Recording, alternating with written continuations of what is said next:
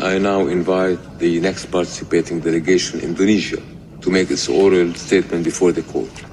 And I call upon His Excellency Havas Ongroseno to take the floor.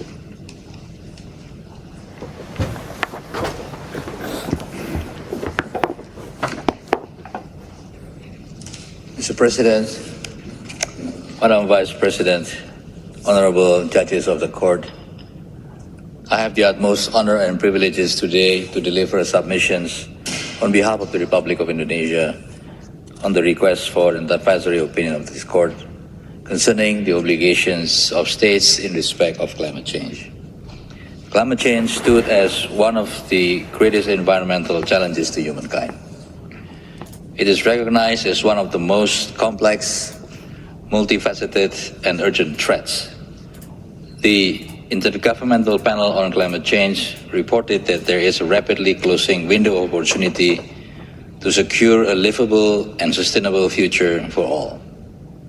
Climate resilient development integrates adaptations and mitigations to advance sustainable development for all and is enabled by increased international cooperations, including improved access to adequate financial resources, particularly for vulnerable regions, sectors and groups, as well as inclusive governance and coordinated policies.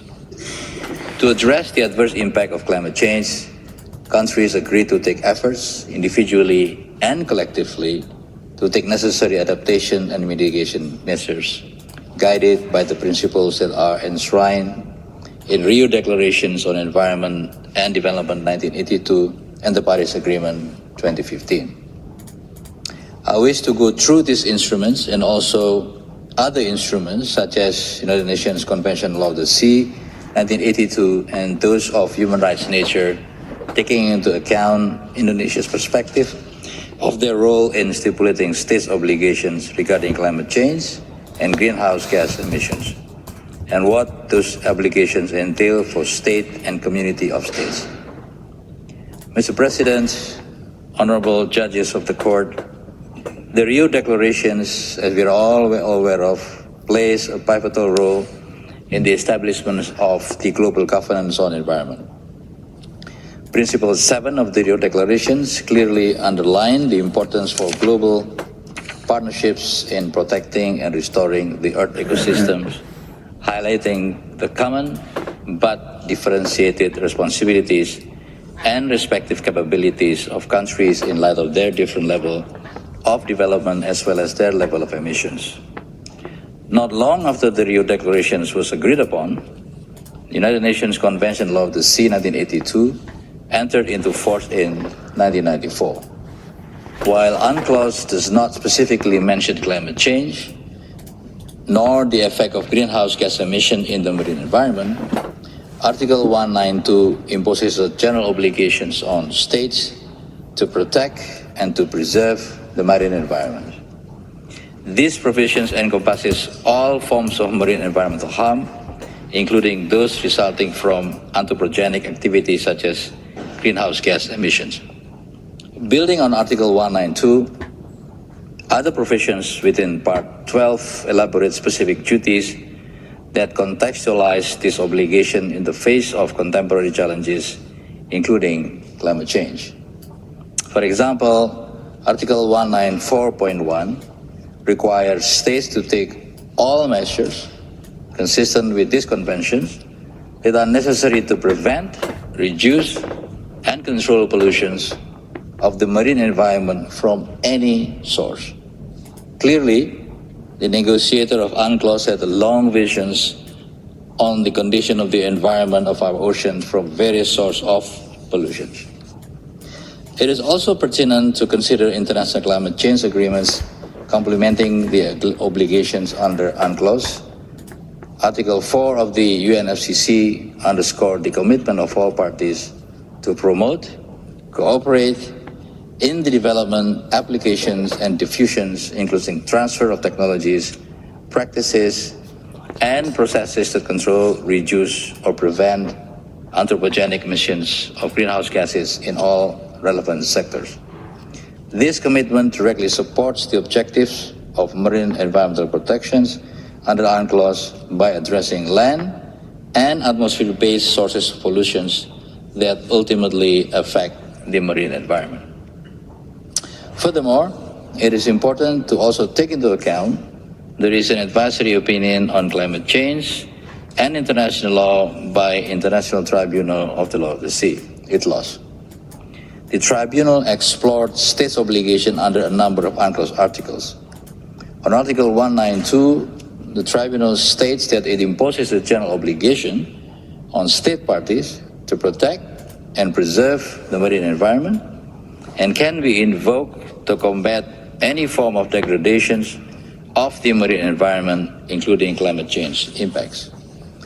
In relation to Article 194, Paragraph 1, while it does not mention greenhouse gas emissions, the tribunal noted that the compound objective should be understood in the context of the comprehensive nature of the obligations, and thus interpreted that this paragraph also covers anthropogenic emissions. ITLOS stipulated that state parties measure to prevent, reduce, and control marine environment from anthropogenic emissions should be determined objectively. The scope and necessary measures may vary in accordance with the means available to state parties and their capabilities. As the largest archipelagic state in the world, with more than 17,000 islands, Indonesia is not immune to the multidimensional impact and existential threats of climate change. On the contrary, it brings particular challenge to the coastal environment and communities. They are vulnerable to one of several impacts of climate change, the sea level rise. Data compiled at national level shows that Indonesia experiences about 4 to 7.6 millimeters increase of sea level rise since 1992. The rising sea level threatens to flood many coastal and low-lying areas of Indonesia, both in large islands as well as in small and outermost islands. Such areas have experienced damages to the infrastructure, disruptions of livelihood and economic activities, as well as displacement of millions of peoples. Currently, the main instrument for states to protect the climate system from greenhouse gas emission is the Paris Agreement. While the Paris Agreement has referred the word ocean, the last part of our planet, in only once in just one paragraph, it stipulates obligations for states to take major efforts through their NDCs to address the effect of climate change. The Paris Agreement sets temperature targets in Article 2 and outlines objectives to enhance climate resilience. To achieve these goals, Article 4 obligates parties to prepare, communicate, and maintain NDCs reflecting their highest ambitions.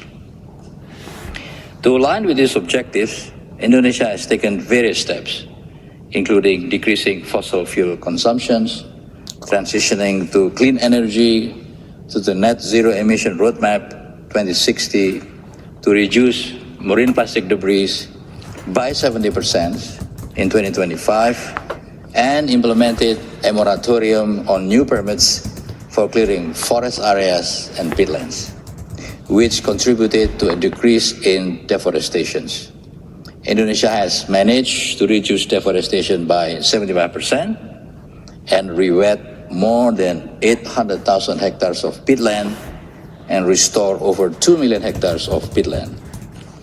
Mitigation and adaptation measures require substantial financial resources, and the Paris Agreement highlights the need for developed countries to take the lead by providing financial support, transferring environmentally sound technologies, and building capacity in developing nations. Article 6, 9, 10, and 11 create the space for countries like Indonesia to tailor their policies while relying on international cooperations to address resource and capacity gaps. Thus, while universal in scope, the agreement enables diverse strategies to achieve shared climate goals. However, while Paris Agreement is legally binding, Financial commitments, technology transfer, and capacity building often fall short, undermining the ability of developing nations to meet their climate objectives. The rhetoric of highly ambitious climate actions collapses, as illustrated in many negotiations in any multilateral environmental matters when it comes to mobilizing finance. The recently concluded COP29 in Baku, while indeed concluded with a deal of $300 billion annually, did fall short from the requests of the states most affected by the impacts of climate change. To provide some perspective on the magnitude of financial requirement to mitigate and adapt to climate change, Indonesia alone, we require $281 billion from 2015 to 2030 to address climate change challenges. Our national budget can only cover 18% of such financial requirements. This means that we need external financing on climate change challenges. Mr. President, honorable judges of the court, the point of climate finance obligation is to provide states with less capabilities with resources needed to implement their obligations in protecting the environment. That is the context that Indonesia wishes to elaborate, and not in regard to reparations. The latter point requires a court to establish that a clear violation has occurred under certain international provisions, assess the harm to enable it to come to a decision. That is not a course of action that we pursue here through this process, particularly noting that the Paris Agreement does not include any clause of article on liability if a state fails to reach its indices. This further underlines the notion that the agreement confers its state party obligation of conduct, not obligation of results. In relation to compliance to stipulated obligations, the agreement followed previous multilateral environmental agreements, which established non-punitive mechanisms for monitoring, assessing, and providing recommendations for states to facilitate better compliance and enhance implementation.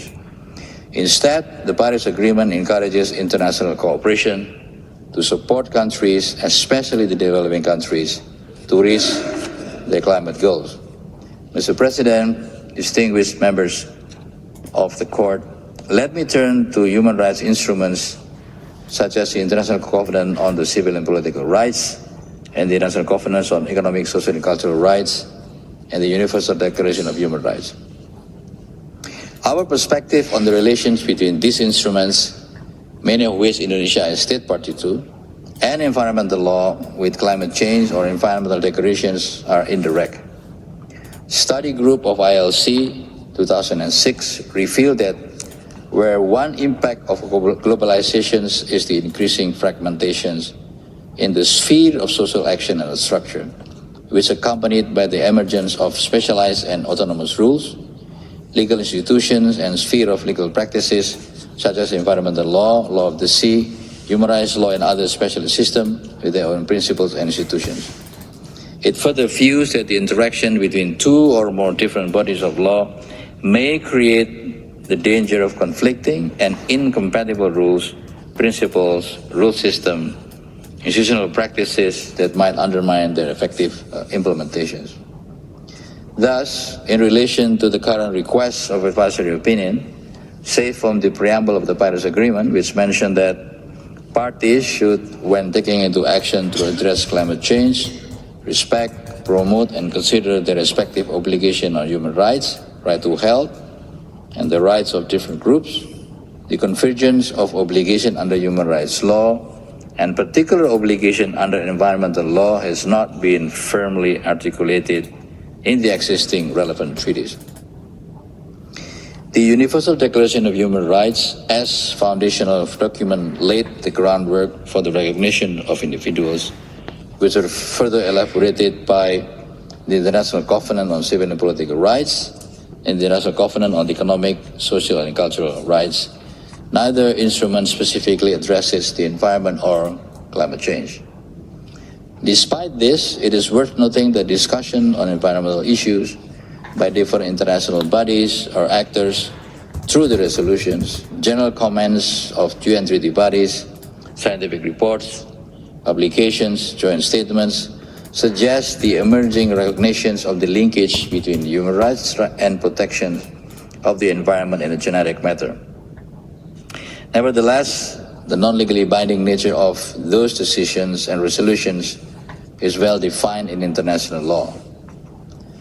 Thus, while the corpus of international human rights law does not create specific obligations relating to the protection of climate system or parts of the environment from anthropogenic emission of greenhouse gases, there is a general recognition of the connections between environmental protection and human rights. In this context, states' obligations and their implementations relating to the climate system within the framework of human rights, if it exists, should only be limited to their own population within their territories. At national level, in our case, Indonesian constitutions, in specifically Article 28H, and Indonesian law and environmental protections of 2009, specifically Article 65, stated that all people have the right to a good health and healthy environment as part of their human rights. Article 2 of the law states the protection and management of environment is carried out on the basis of principle of state's responsibility. Thus, Indonesia, in its domestic legal instruments, do recognize healthy environment as human rights. However, in our jurisprudence, numerous environmental cases involving both government and corporation, courts have ruled that unlawful acts were committed, requiring responsible parties to compensate for material and non-material damages resulting from environmental harm, but these cases often address issues such as deforestation, pollution, and other forms of environmental degradations. And while the rulings frequently mandate remedies for ecological and economic harm, they so far did not recognize violations of environmental laws in Indonesia as a violations of human rights. As Indonesia stated in its written statement, that in order to render the advisory opinion as requested, it is important that the court would elaborate within the ambit of the existing international legal framework, which directly governs the issue of climate change adaptation and mitigation efforts. Strict application of legal rules will help facilitate clarity and comprehension in the climate change deliberations and especially mitigation and adaptation efforts globally. Against these backgrounds, Indonesia offers the following points. A, that the implementation of various environmental obligations requires effective cooperation between states and within relevant organizations based on the principle of equity and common but differentiated responsibility and respective capability in light of different national circumstances, taking into account the level of development, geographical circumstances between states, and particular attention to least developed states and vulnerable countries, as well as archipelagic states, noting their particular susceptibility to the repercussions of rising sea level. B, that states have an obligation to take climate action and contribute to the global response to climate change in line with the respective NDC and the best available science, and also responsibility of developed states to take the lead in reducing emissions and supporting the developing countries through financial contributions, technology transfer, and capacity building. That under existing human rights treaties, there are no particular obligation for states to ensure the protection of the climate system. This position is taken with cognizance of an emerging political recognition of the linkages between environmental protection and human rights. And while noting the attempt to develop a new human rights instrument to a decent and healthy environment, the fact of the matter is that such human rights instrument is not yet discussed or planned to be discussed in any multilateral settings. In line with the existing international legal framework, particularly the Paris Agreement 2015, Indonesia urged developed countries to fulfill their existing obligations in assisting developing countries with respect to both mitigation and adaptation by providing financial resources. Mr. President, honorable members of the courts, Indonesia believes that the opinion of the court would serve as a meaningful guidance for many stakeholders to interpret international law on climate change. It will also influence the future political deliberations to shape the next global climate change governance. To conclude, it is our fervent hope that the information and observations furnished by Indonesia in its written statement and again today in these oral proceedings will be of assistance to the court. I thank you for your attention. I thank the representative of Indonesia for his presentation.